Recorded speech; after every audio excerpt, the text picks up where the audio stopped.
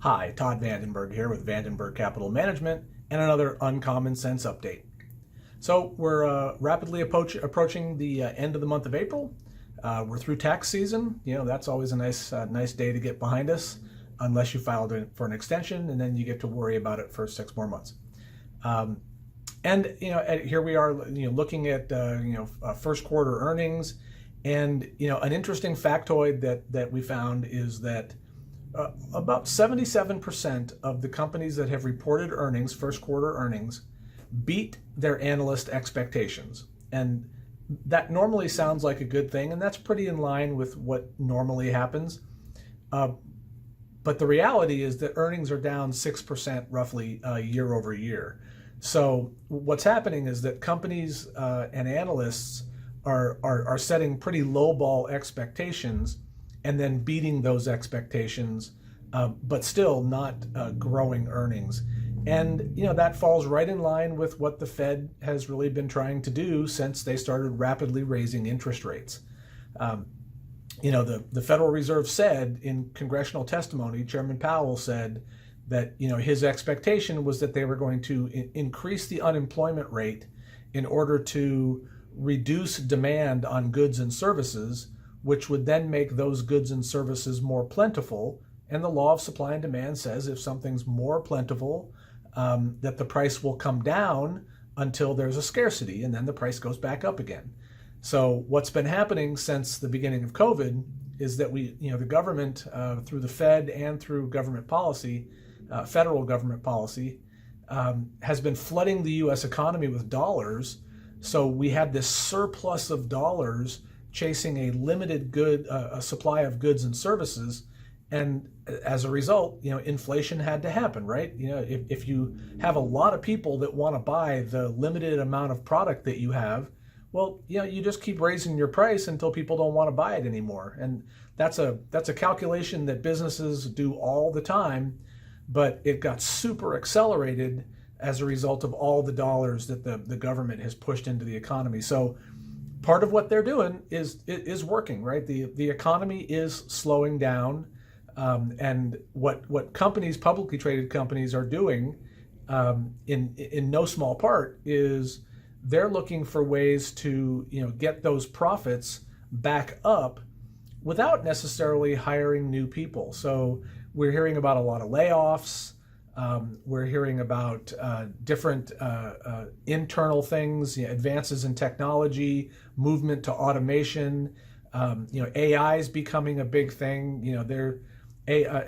Artificial intelligence, AI, is basically a computer program that can be taught through a large body of knowledge how to answer things. And the most simplistic of this is, let's say you're online and you have a question about a given, part at Home Depot. Today you can typically go and get a human being, and through their chat channel, you can have an interaction with somebody, and they'll answer your questions about the thing that you might be interested in.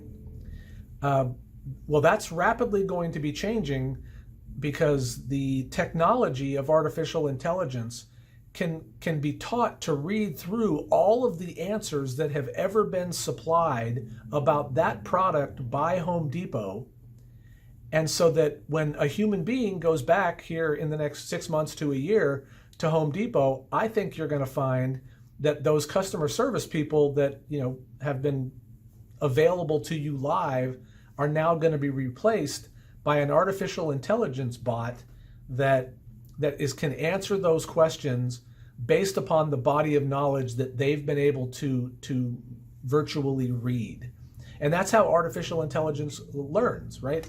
It has to have lots of information and data to pull in, so that when somebody asks a question, they have that body of knowledge to draw from. They're not doing it in real time.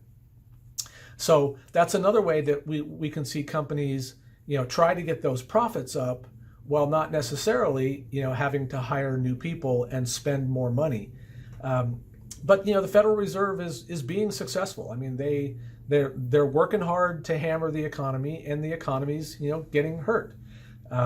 We're finding it in every sector of the economy. There's not a lot of positive, but what we did see is when Silicon Valley Bank here 6 weeks ago sort of went belly up, the Federal Reserve, they blinked. They looked at what they were doing and they said, uh-oh, raising interest rates by 0.5% every month has put us in a place where we potentially could put some banks out of business. And, this is going to be sarcasm, so, if I could put a disclaimer right here at the bottom of the video, it would say warning, warning, warning, sarcasm alert, right? Go figure. If you or I are being hurt by the Fed's actions, they're like, hey, that's just what we needed to do. But if some multimillionaire depositor at Silicon Valley Bank's getting hurt, oh, the Fed's got to step in and protect their deposits. So, that's a little sarcastic, but there's also a little bit of truth in it. And as a result, the Fed has moderated its actions. They've only been raising by 0.25%, and we expect them to do that, at least one more time, potentially, more than that. But the Fed is understanding that its actions are having maybe a broader impact than they had anticipated. And to just one quick comment on the banking system, Silicon Valley Bank is an exception in the banking system. It's not like Wells Fargo or Bank of America or any of your local banks. The overwhelming majority of depositors at Silicon Valley Bank had millions and millions and millions of dollars on deposit there. And so when just a handful of them decided to pick up their money and go somewhere else, they put Silicon Valley, Bank in a bind, forcing them to go sell things that they had invested in, really good quality, interest-bearing things, to sell them in the market at a discount, because again, the Fed raised interest rates, and as interest rates go up, the value of those things that have interest rates goes down.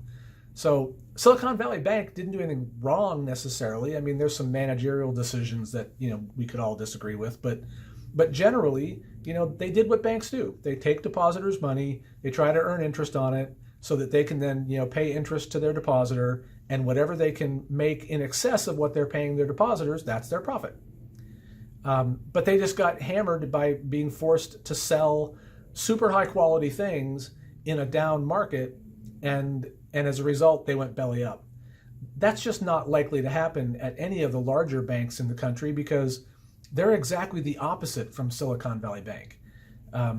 Other banks in the country, Wells Fargo, B of A, whatever, the overwhelming majority of their depositors have less money in their accounts than the FDIC insurance limit. So there's no reason for, mom and pop to pull all their money out of a bank for fear that it's going to, disappear or, go belly up, because if you have less than the FDIC insurance limit, your money's guaranteed. The bank going belly up doesn't matter.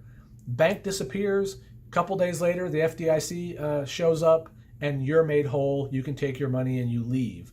So this is not a contagion thing. There's a couple of other, odd banks that have had, similar runs from large depositors. And so, but that doesn't mean that they're, the banking system in and of itself is fundamentally flawed. We still have a solid banking system. If anything, this has been, the rise of interest rates has been great for, people that like to just earn interest, who've been looking for CDs and looking for the ability to get a 4 or 5% CD. There is a silver lining around this dark cloud for some people. So I just want to make a point of, there's the markets right now are just, they're just, sort of moving around within a range. They'll go up for a couple of weeks, then they go down for a couple of weeks, and there's just a lot of uncertainty. So the markets are sort of being traded right now.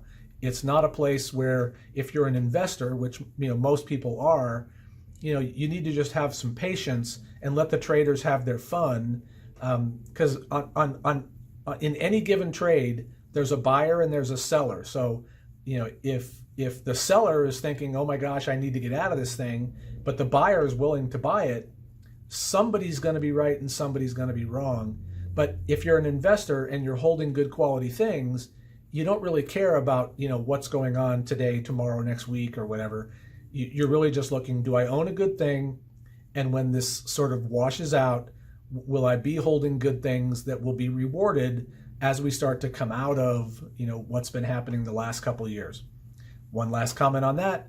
In order to come out of what the federal government and the Federal Reserve have done the last couple of years, we really need to get our money supply in the country to be in line with where it should have been had the government not flooded the economy with dollars. Inflation's come down to roughly 5%, which is way better than 9.1 where it was, middle of last year. But 5% is still ridiculously high. So, we are not completely freaking out about the state of the U.S. economy. There's likely going to be a recession, as a result of the Fed's actions, because they're intentionally working hard to hurt the economy, which that's completely different than the economy having fundamental problems. This is the government forcing problems on the economy so that it can slow it down in the hopes of lowering inflation. So at some point the government gets out of the way and the free market economy picks up again, and people have money, which they do, and a person and his money, if you have a good and a service, you're looking for those people because you want them to give you that money. And so not too worried about the long-term prospects of our country or capitalism. It's just over the next 6 to 12 months, it could just be like a bumpy ride. Let's see, just two other quick comments. It now appears that we have front-runner candidates for the presidential election in 2024, and sadly, it looks like if the front-runners right now are the way it goes, it will be another Trump-Biden election, which just makes me sad. Of all the people in our country, 330 million people, really, this is the best we can do. If we could just, if each side of the political spectrum could take an honest look at their own candidate and go, we now know they're a known commodity. We don't love them as much as we did initially. Let's go find somebody that can get us what we want, that in maybe a more proficient way. I'm not sure that's going to happen. So, we're sort of anticipating 2024, being another crazy political year. But we're hoping that we get some different candidates so that we, at least when the election is over, we don't have so many people feeling like when they lost, they got cheated, or they lost to somebody who's, a fundamentally bad person that is going to try to hurt them or hurt the country. I personally don't believe that's the way most people, most politicians think. But we're living in a pretty polarized society right now, and if we can't get more people running for office that aren't polarizing, the odds of our country being less polarized is pretty small. One last personal note, I'm sitting here in California today. In a couple days, I'll be flying to Southern California to celebrate one of my daughter's weddings.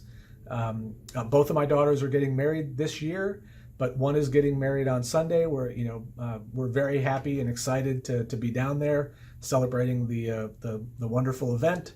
So if anybody tries to reach me over the weekend, don't expect me to be as responsive as I normally am.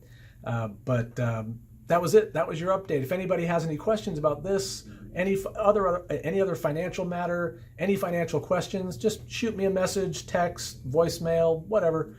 I respond to everything pretty quickly. So that was your update. I hope you enjoyed it. If you did, give us a like, give us a share, and I'll be back again soon with another Uncommon Sense update. Thanks for watching. If you'd like to be the first to hear of more Uncommon Sense updates like these, please click the subscribe button below. We'd really appreciate it. Thanks again.